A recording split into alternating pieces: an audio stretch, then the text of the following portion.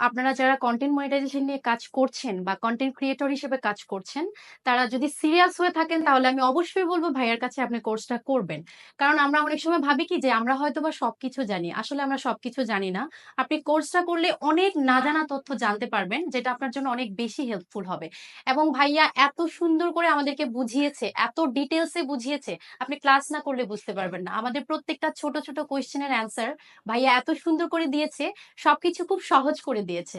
তো আমি আপনাদের সবাইকে বলব অবশ্যই আপনারা ভাইয়ার কাছে কোর্সটা করেন, আপনাদের ভালো লাগবে। হ্যালো এভরিওয়ান, আসসালামু আলাইকুম। আমি ভাইয়ার 40তম ব্যাচের স্টুডেন্ট।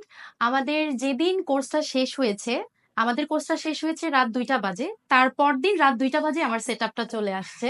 আমি আসলে অনেক বেশি ব্লেসড, কারণ আমাদের ব্যাচের যারা আমরা আছি আমাদের সবার খুব ইচ্ছা ছিল ভাইয়ার সাথে দেখা করার।